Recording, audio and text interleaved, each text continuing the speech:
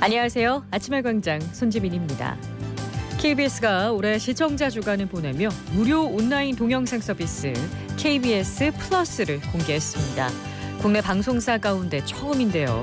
실시간 방송과 함께 5만여 건의 드라마, 예능, 시사, 교양 콘텐츠를 보실 수 있습니다. 앱만 설치하면 언제 어디서나 보고 들을 수 있는 KBS 프로그램들 많이 즐겨주시고요. 오늘 두 기자의 시선 100대 1000에서는 지역민이 바라는 공영방송과 대구 KBS의 역할에 대해 이야기 나눠봅니다. 9월 7일 목요일 아침의 광장. 오늘도 시사 비타민 알차게 챙겨드립니다. 먼저 이 시각 교통 상황과 날씨 알아보죠. 서유리 리포터. 네, 먼저 고속도로 상황입니다. 경부고속도로 서울 방향 북대구 나들목 인근부터 막히기 시작하는데요. 외관 나들목까지 속도 떨어져서 지납니다. 중앙고속도로 춘천 방향은 다부터널 125km 지점부터 일대 1km 구간 정체되고요. 중부내륙지선 창원 방향은 서대구 영업소에서 남대구 나들목까지 밀림과 풀림 반복합니다. 이어서 시내도로 살펴봅니다. 명덕로 계명내거리에서 내당내거리 방향 내당동 홈플러스 맞은편에 5, 6차로 막고 작업 중인데요. 이 여파로 뒤로 지체 이어지고 있습니다. 팔달로 만평내거리에서 원대오거리 쪽도 원대오거리 직전 가장자리 차로에 작업 중입니다. 마음의 여유 갖고 이 구간 지나시기 바랍니다. 이어서 호국로 살펴보면 구구터널에서 도곡내거리 방향 도곡내거리 신호 2번 받으셔야겠습니다. 끝으로 날씨입니다. 오늘 대구와 경북은 가끔 구름 많겠고 아침에는 경북 내륙의 가시거리 200m 미만의 짙은 안개 끼는 곳이 있겠습니다. 동풍이 유입되면서 대구와 경북 서부를 중심으로 낮 기온이 30도 내외로 오르는 곳이 있겠고요. 경북 동해안은 낮 기온 25에서 28도 예상됩니다. 미세먼지 농도는 좋음 수준으로 깨끗한 대기질 펼쳐지고요. 현재 대구의 기온 21.4도, 습도는 74%입니다. 지금까지 서유리였습니다.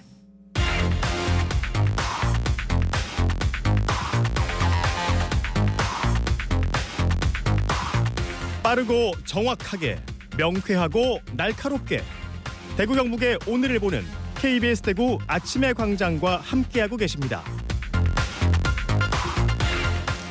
대구 경북의 조간 브리핑으로 이어갑니다. 오늘 아침 뉴스 매일신문 김윤기 기자 나오셨어요. 안녕하세요. 예, 안녕하세요. 네, 첫 소식 볼까요? 예, 국내 최대 맹꽁이 서식지로 불리던 달성습지에 맹꽁이가 자취를 감추다시피 해 우려가 일고 있습니다. 달성습지 맹꽁이 개체수는 2014년부터 급감하기 시작해 최근 몇 년간은 아예 육안으로 관찰하기 불가능한 수준으로 줄었는데요. 대구시는 2014년부터 여름마다 달성습지에서 맹꽁이 축제를 열고 있는데 최근에는 맹꽁이를 도저히 찾아볼 수 없는 아이러니가 벌어지고 있습니다. 네, 멸종 위기종이죠. 맹꽁이가 얼마나 줄었습니까? 예, 맹꽁이는 세계적 멸종위기종이고 환경부 지정 멸종위기 2급에 해당합니다. 달성습지 인근 대명유수지가 바로 맹꽁이 서식지로 떠올랐는데요. 2011년 8월에 수천 마리의 새끼 맹꽁이가 동시에 이동하는 모습이 포착된 게 그 시작이었습니다. 2013년에는 8만 7천여 마리까지 그 숫자가 늘었는데 2014년에는 천여 마리로 줄었고 이듬해에는 200여 마리로 또 뚝 떨어졌습니다. 2017년부터는 개체수가 줄었다며 아예 모니터링 자체가 멈췄고 맹꽁이 울음소리로 출현 유무를 확인하는 정도인데 이제는 소리조차 듣기가 쉽지 않다고 합니다. 네, 그럼 정말 개체수가 적다는 얘긴데 왜 이렇게 줄었을까요? 예, 전문가마다 다른 풀이를 내놓고 있지만 대명 유수지 일대 환경이 더는 맹꽁이가 살아가기에 적합하지 않은 곳이 됐다는 게 결론입니다. 우선 대구 4차 순환도로 공사로 일대 빗물 유입이 차단되면서 맹꽁이가 산란한 알이 부화할 때까지 20일 이상 물웅덩이가 유지되기 어려워졌다는 지적이 있고요. 이 주변에 맹꽁이 알을 먹이로 삼는 곤충 개체수가 급증한 게 문제란 지적도 있었습니다. 네, 멸종 위기종에 대해서 너무 무관심했던 게 아닌가 싶은데요. 대책은 있습니까? 예, 전문가들은 생태계에 중요한 의미를 갖는 멸종위기종이 사라져가는데 제대로 된 진단조차 아직 이루어지지 않은 게 이해되지 않는다는 반응을 보이고 있습니다. 대구시는 뒤늦게나마 작은 연못과 웅덩이 등 맹꽁이 생태에 적합한 서식지를 만드는 걸 검토 중이라고 하고요. 내년 연말까지 4,500만 원을 들여서 달성습지 일대 맹꽁이를 포함한 법종 보호종 분포 상태에 대한 생태조사에도 나설 방침입니다. 네, 다음 소식 보죠. 예, 올여름 대구 도심에서 도로 중앙 분리대가 쓰러진 곳이 많았죠. 지난 7월 말 수성구 신매시장 인근 차선 분리대 20m 가량이 쓰러졌고 지난달 3일 파동 행정복지센터 앞에서도 40m 가량이 넘어졌습니다. 처음에는 장마철 많은 비와 이어진 고온 다습한 날씨를 못 이긴 해프닝 정도로 취급했는데 네. 대구 북구와 중구를 비롯해서 제주, 대전 등 전국적으로 같은 문제가 속출한 걸로 나타났습니다. 하자가 있는 제품을 납품받은 게 아니냐는 문제 제기가 있었는데 결국 조달청이 전수조사에 나서기로 했습니다. 네, 조달청은 상황을 어떻게 보고 있나요? 조달청에 따르면 조달청 우수 제품으로 등록된 이 차선 분리대 제품 납품업체는 모두 6곳입니다. 이들 업체는 2012년부터 올해까지 차선 분리대 31만여 개를 전국적으로 납품했는데요. 일단 조달청은 문제가 발생한 제품들은 내구 연한 5년이 지난 제품들이고 최근 납품한 제품들은 이상이 없다고 선을 그었습니다. 다만 차선 분리대 표준 규격상 상온에서 변형이 없어야 하고 직사광선, 강우, 강설 등 기후에 대한 내구성이 뛰어나야 한다고 규정하고 있다면서 문제가 된 제품들을 전수조사 후 하자가 있었던 걸로 판단되면 적절한 조치를 취하겠다고 우선 밝혔습니다. 네, 다음 소식 보겠습니다. 대구시가 지난해 의료급여 수급권자 개인별 맞춤형 관리를 통해 57억여 원의 재정을 절감했다고 밝혔습니다. 주로 만성질환이 있거나 병원을 자주 찾는 사람들이 이른바 의료 쇼핑을 하는 경우를 포착해서 관련 상담을 제공하고 불필요한 병원 이용이나 약물 처방을 줄이는 방식인데요.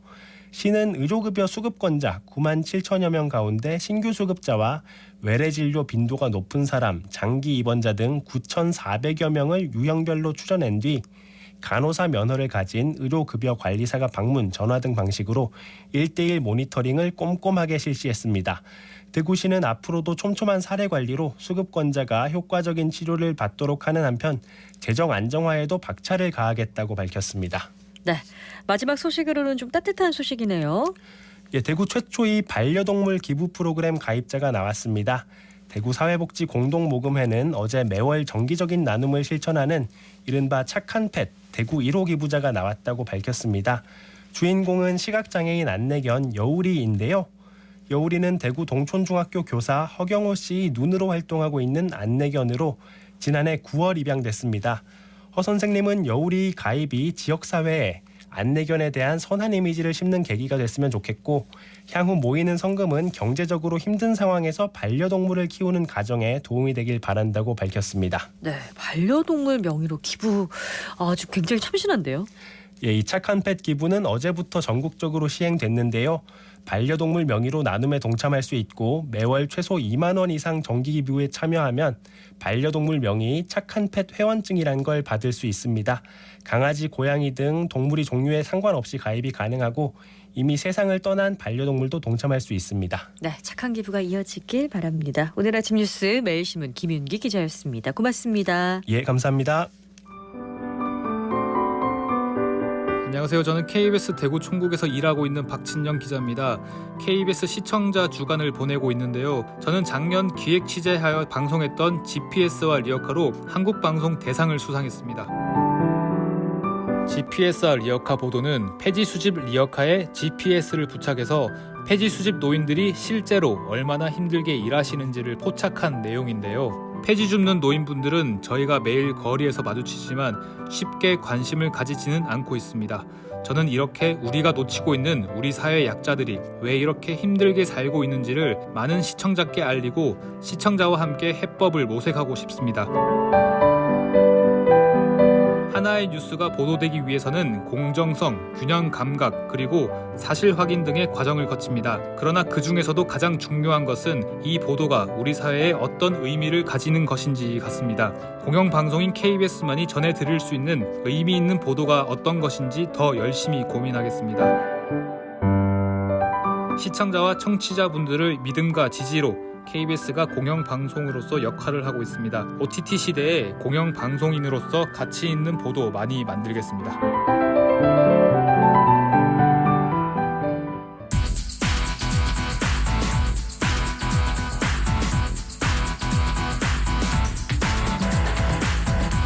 지역 현안을 보는 눈은 넓고 분석은 깊이 있습니다. 두 기자의 시선 100대 1000. 경향신문 백경열 기자, 뉴스민 천용길 기자와 함께합니다. 두 분 안녕하세요. 네, 안녕하십니까. 네, KBS는 9월 3일 방송의 날이 있는 한 주를 시청자 주간으로 보내고 있습니다. 오늘은 지역민들이 바라는 공영방송은 어떤 모습인지 이야기 나눠보도록 할 텐데요. 자, 어느 분부터 얘기를 좀 해볼까요? 예, 뭐 제가 먼저 질문을 좀 드리고 싶은 게 있는데 네. 이게 그 방송의 날을 제가 알고 있거든요. 9월 3일.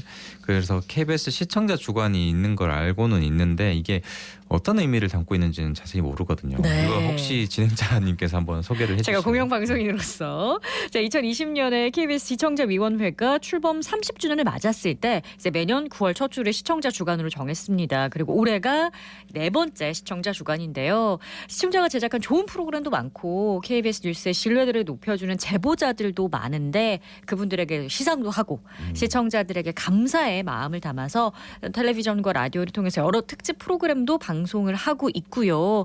그래서 이제 아침의 광장에서도 방송 제작하는 분이라든가 공로가 많은 분들 또 참여한 시민들의 이야기를 좀 전해드리고 있습니다. 네, 좀 전에 이 KBS 대구 보도국의 박진영 기자가 네. 이야기를 했는데요.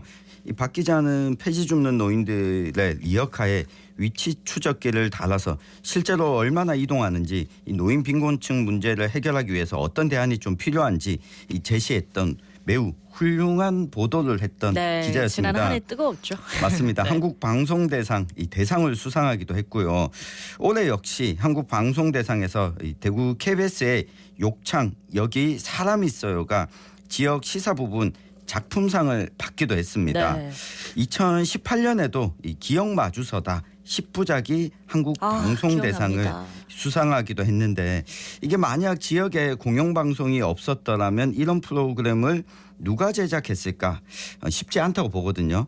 오랜 기간 많은 이 바탕이 있어야 하는데 이런 보도와 다큐를 제작할 수 있는 건 지역 공영방송의 역할이자 의무가 아닐까 싶습니다. 네, 대구 KBS 대구의 작품들 칭찬해 주셨는데요. 또 한편으로는 더 노력해야 한다는 것도 저희 제작진 잘 알고 있습니다. 두 분이 오늘 시청취자 입장에서 이야기를 해주실 텐데 요즘 뭐 KBS 텔레비전이나 라디오 어떤 프로그램 즐겨서 좀 보시는지 네, 또 들으시는 것도 좋고요. 가장 좀 아쉬운 것 중에 하나가 제가 역사를 전공했는데 이 계기가 이 KBS 대하 드라마 용의 눈물 때문이었습니다. 제 청소년기에 이 대하 드라마가 함께 있는데 한동안 이 대하 드라마 제작 자체를 좀 못하다가 이 태종 이방원이 최근에 좀 나오면서 다시 눈여겨봤고요. 올 11월이면 고려 거란 전쟁 이 대하 드라마도 나오는데 이런 사극을 제작할 수 있는 방송국이 이제 KBS밖에 없습니다. 네. 이 달라진 건 국정감사에서 왜 KBS가 오징어 게임을 못 만드냐 이런 질문이 나왔다는 건데 이 만들 수도 없고 만들어서도 좀 안 된다고 봅니다. 이 그런 면에서 얼마 전에 또 종영했던 이 대구 KBS의 지역의 사생활도 또 즐겨보는 프로그램이었는데 이 종영하게 돼서 좀 안타깝습니다. 또 주로 자동차로 이동하는 시간대인 일라디오 11시 이 생생 매거진도 즐겨 듣고 있고요. 정말요. 송현주 아나운서가 진행하는 클래식 FM의 아름다운 오후 4시입니다도 또 즐겨 듣고 있습니다. KBS 프로그램 굉장히 많이 보시는데요. 근데 저도 이게 방송을 해서 말씀드리는 게 아니라 진짜 KBS 라디오라든가 TV를 네. 좀 많이 보는 편인데 직업이니만큼 이제 시사 프로그램을 좀 많이 보는 편이고 그 다큐멘터리를 좀 자주 네. 보는 편입니다. 그래서 라디오의 경우에는 저도 이동할 때는 일라디오나 클래식 FM을 이제 번갈아 가면서 듣는 그런 편이고요. 뭐 최근에 이제 그 보면은 제가 많이 보고 있던 프로그램 또 세계는 지금이 대표적으로 좀 네. 있고요. 또 최근에 보니까 뭐 빈피라보니 오케스트라 여름음악회 이런 것도 좀 중계를 해주시더라고요. 실황 중계도 하고 녹화 중계도 하죠. 네네. 그래서 전 KBS만이 할 수 있는 이런 기획으로 다뤄지는 이런 프로그램들을 많이 보는 네. 편입니다. 그리고 지금 디지털 플랫폼이 이제 아무래도 대세다 보니까 이게 TV나 라디오를 통해서만 아니라 이게 스마트폰 앱을 통해서도 볼 수 네. 있거든요. 그래서 지금 이 방송 들으시는 분들도 많이 뭐 보고 있으실 거라고 생각을 합니다. 그렇습니다. 우리 천 기자를 역사학도로 이끈 게 바로 KBS 프로그램이었고 또 사실 다큐멘터리 하면 공영방송사가 정말 지켜내야 할 게 아닌가 싶어요. BBC 다큐멘터리 그렇죠. 같은 것도 굉장히 유명하잖아요. 그런데 이제 아무래도 이제 다매체, 다시대 방송 환경이 굉장히 빠르게 빠르게 변하고 하고 있다 보니까 제작진 입장에서는 항상 지역 방송을 좀 많이 보고 듣게 하려면 어떻게 해야 할까 이런 물음과 고민을 갖고 방송을 하거든요. 네, 뭐 지역 방송국의 잘못은 아닌 것 같고요. 이 미디어 환경이 서울 중심적이라서 네. 사실상 우리가 서울의 환경과 서울의 이야기를 듣고 삽니다. 이 우리 KBS 1라디오도 서울의 올림픽대로 교통 소식을 왜 들어야 하지 느낄 때가 많은데 네. 이걸 좀 끊어주는 게 지역 방송의 역할이 아닐까 싶습니다. 아마 많은 분들이 지금 공영방송이라고 하면 KBS를 대표적으로 생각을 하실 텐데 네. 이 KBS와 함께 EBS가 또 있습니다. 그리고 또 지배구조는 공영이지만 재원구조가 상업방송이랑 유사한 이 MBC도 공영방송 네. 범주에 들어가거든요. 이 공영방송은 소유주가 따로 있는 종합편성 채널과는 달리 이 정보로부터 독립되고 광고주로부터도 독립이 돼서 이 공정한 정보와 프로그램을 국민에게 제공하는 것을 목표로 네. 하고 있습니다. 지금 뭐 그래서 공영방송에 대한 평가도 단순히 이제 시청률 이게 아닌 그 공영방송이 본연의 역할을 공적인 역할을 다 하고 있는지를 따져봐야 될 필요가 있다 이렇게 보여집니다. 네, 그러면 우리 지역 얘기를 해볼게요. 두 기자님이 보는 우리 지역 공영방송의 현재를 좀 진단해 주시면요. 네, 지역 방송국에서 제작하는 프로그램이 자꾸 줄어들고 있는데요. 이미 KBS 포항과 안동지국이 자체 이 텔레비전 프로그램을 제작하지 않고 있습니다. 이게 대구에도 곧 닥칠 수 있는 문제 같거든요. 이 방송 인력과 제작비 규모의 제약 때문에 이 결국 지역 방송이 시청자의 외면에 부딪히는데 네. 이건 뭐 지역 방송국의 잘못이 아니라 이 서울에서 지역 인력에 대한 허리띠 졸라매기를 계속하기 때문이 아닐까 싶은데 우리 뭐 지역 방송국 구성원들이 좀 강하게 반발해야 되지 않을까 싶습니다. 저도 뭐 비슷한 생각입니다. 네. 이게 근데 이런 비판도 좀 생각해 볼 필요는 있다고 보여지는데 현재 지역 방송을 볼 때 좀 포맷이나 형식이 좀 이제 과거와 같이 좀 뭐 틀에 좀 박혀 있다 이런 느낌을 지우기는 좀 힘들거든요. 네. 이 미디어 환경이 지금 OTT 중심으로 빠르게 바뀌고 그쵸. 있는데 이게 큰 특징으로 본다면 이제 수용자 중심이라는 거거든요. 근데 여기에는 좀 따라가지 못하는 느낌이 좀 크게 든다는 네. 거. 물론 뭐 제작비라든가 기타 여건이 어려운 건 어쩔 수 없는 측면이 분명히 있습니다. 근데 지역 내 요구 사항을 어느 정도 충족시키고 있느냐 네. 지금의 현재 지역 방송이 그걸 봤을 때는 솔직히 좀 높은 점수를 주기는 어렵다고 보여집니다. 뭐 중앙에서 송출되는 방송도 지금 뭐 시청자들은 보지 않으려고 하는 게 요즘 추세잖아요. 그리고 덧붙이자면 이게 타깃 시청자에서 젊은 층이 좀 특히나 좀 배제되어 있다. 이런 네. 게 좀 아쉬운 부분인데 이 부분에 대한 고민은 좀 충분히 할 필요가 있다고 그러니까 지역민 보여집니다. 수용자를 조금 더 신경 써 주셔야 한다 이런 얘기 해주셨는데요. 이 지역 공영방송의 콘텐츠가 공공재적인 가치를 유지하려면 제작을 뒷받침하는 여건이 굉장히 중요하잖아요. 큰 변화와 위기 앞에 있어서 고민이 많습니다. 네, 뭐 현실이 좀 녹록지는 않은 네. 것 같아요. 뭐 지역 방송사가 지금 프로그램에 투입하는 시간당 제작비를 봤을 때 중앙방송 3사 대비 10% 정도에 불과하다고 합니다. 네. 이 지역방송 발전 지원 특별법이 제정이 됐지만 네. 관련 지원 예산이 한 연간 한 40억 원 정도에 불과하다고 하는데요. 이 국가 균형 발전 특별 회계를 지역 방송에도 좀 배정할 수 있는 이런 방안도 좀 고려할 필요가 있지 않을까 이렇게 생각을 합니다. 네. 뭐 지역 대학과 지역 방송이 뭐 마찬가지 이게 당연한 얘기겠지만 지역의 마지노선이기 때문이죠.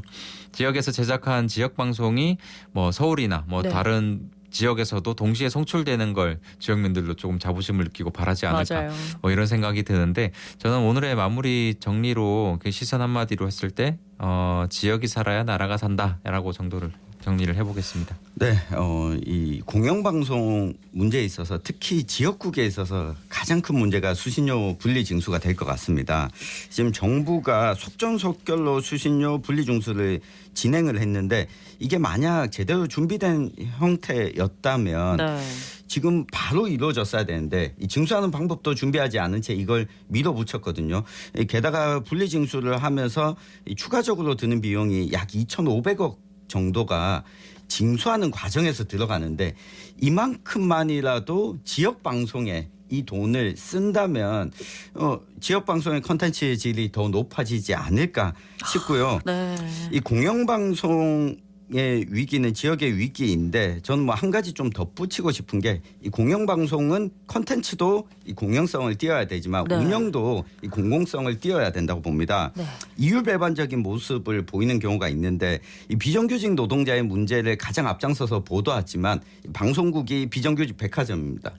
특히 공영방송인 KBS에서도 네. 이 프리랜서와 이 비정규직 제도를 운영하고 있는데 이 부분을 좀 앞장서서 바꾸는 게 필요하지 않을까 운영 싶습니다. 방식에도 개선이 필요하다. 네, 그래서 오늘의 시선 한마디로 하면 그래도 잘하고 있다. 굿세어라 대구 KBS로 하겠습니다. 그렇습니다. 지역민의 자랑이 될 수 있도록 아까 지역이 살아야 또 우리나라가 산다고 하셨으니까요. KBS 대구가 앞장설 수 있도록 우리 모두가 노력해 보도록 하겠습니다. 두 기자의 시선 100대 1000 경향신문 백경열 기자, 뉴스민 천용길 기자였습니다. 두 분 고맙습니다. 네, 감사합니다. 고맙습니다.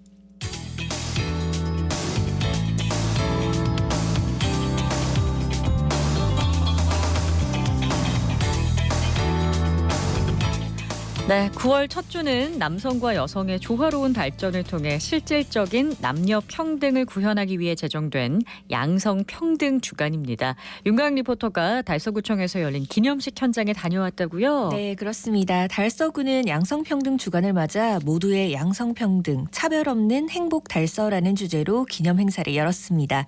대강당 입구부터 양성평등에 관한 글짓기와 그림들이 전시돼 있었고요. 달서구 여성친화도시 모니터단이 캠페인도 벌이고 있었습니다. 현장 소리와 함께 담당자를 만나봤습니다.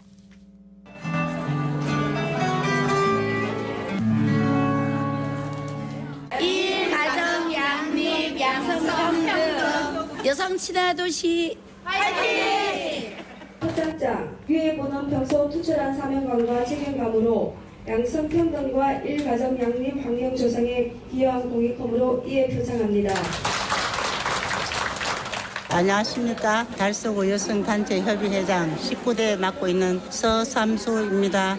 양성평등이란 첫째는 성별, 차별화, 편견 없이 대우를 받고 동등한 입장으로 사회, 경제, 문화 등등 여성들이 대우를 받고 사회 보장을 받을 수 있도록 합니다. 우리가 매년 9월 7일 안으로 전국적으로 양성평등 기념식을 정해놓고 평등에 대해서 어린이들도 삼행시, 글짓기, 그림 그리기 해서 지금 앞에 많은 전시를 해놓았습니다. 우리 달서구에 48개 단체 회원들이 봉사대로 와서 양성평등 기념에 참여를 해서 앞으로 양성평등이 어떻게 잘할 수 있느냐 참여해서 널리 알리고 차별 없이 의대 없이 똑같은 대우를 받고자 하는 그런 행사인 것 같습니다. 네, 양성평등 주간을 보내면서 달서구에서는 어떤 행사를 열고 있나요? 네, 지난 2일에는 아빠와 자녀 소통 및 유대감 증진을 위한 육아 프로그램이 있었고요.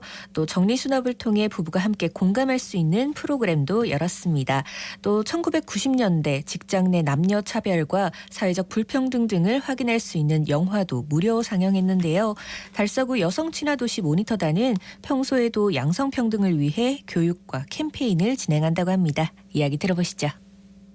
네, 안녕하세요. 저는 달서구청 모니터단 부단장 김국자입니다. 저희가 요 9월 여성 주간을 맞이해서 양성평등에 대한 캠페인을 하고 있습니다. 여성 친화도시 모니터단은 4개의 분과로 활동을 진행하고 있으면서 일가정 양립과 사회 참여 활동, 양성평등 활동, 그리고 안전 건강, 홍보 문화 이런 일들을 하고 있습니다. 그리고 찾아가는 양성평등 교육을 저희가 전문가로부터 교육도 이수하고 관내의 기관이나 단체에 찾아가서 양성평등 개선 인식 교육 이런 것들도 하고 있습니다. 제가 이 활동을 굉장히 오래 했고 또 사실 인형극 활동도 저는 굉장히 오래 했었거든요. 그랬는데 제가 인형극 활동을 할 때는 어린 아이들부터 시작해서 굉장히 그 아이들에게는 정말 순수한 눈으로 그 아이들이 어렸을 때부터 양성평등에 대한 그런 인식 개선을 할 수 있도록 주도적으로 해봤을 때 굉장히 보람이 있었고요. 물론 어른들은 조금은 사실은 인식 개선이 조금 어렵긴 합니다. 그렇긴 하지만 그래도 저희가 다가간다는 그런 개념으로 하고 있기 때문에 계속 하다 보면 언젠가는 변화와 인식 개선이 있지 않을까 그렇게 생각합니다. 네, 제가 이 일을 굉장히 오래 6, 7년 이상 하고 있는데 또 민관이 협동해서 이런 좋은 일들이 계속 계속 진행이 된다면 더 살기 좋은 달서구, 더 나아가서 더 살기 좋은 대구시가 되지 않을까 그렇게 생각합니다. 가정에서도 직장에서도 남성과 여성 차별 없이 서로 존중과 배려로 균형을 이루는 지역사회가 되면 좋겠는데요. 네, 그렇습니다. 이번 행사에서는 양성평등을 위해 애쓴 공로로 수상한 분들도 있었는데요. 이야기 들어보시죠. 네, 안녕하세요. 저는 달서 가족문화센터 운영지원팀장 박영빈입니다. 저희 달서 가족문화센터에서는 문화강좌뿐만 아니라 여성 친화, 가족 친화 이제 특별 프로그램을 운영하고 있는데요. 그 중에서도 양성평등을 실현하는 부모 학교나 가족 심리 테라피, 가족 특강과 같은 유레카 극장을 운영하고 있어서 그에 대한 공로로 상을 받게 됐습니다. 양성평등이라는 것이 이제 여성들의 어떤 사회적 지위나 역량 강화를 통해서 평등을 실천할 수도 있겠지만 꼭 여성에 국한하지 않고 사회적 약자, 아동이나 청소년, 장애인, 노인 이런 사회적 계층들을 다 아울러서 우리가 함께하는 그런 인식을 갖는 것도 양성평등 실현의 일환이라고 생각합니다. 네, 저는 양성평등 주간에 양성평등과 관련해서 달서구청장님 표창받으러 왔습니다. 제가 오랫동안 달서구청의 다양한 사업들 중에 양성평등, 여성 친화도시 이런 사업들에 대해서 연구도 수행하고 그다음에 많은 관심을 가졌기 때문에 저에게 이런 영광이 왔다라고 생각을 합니다.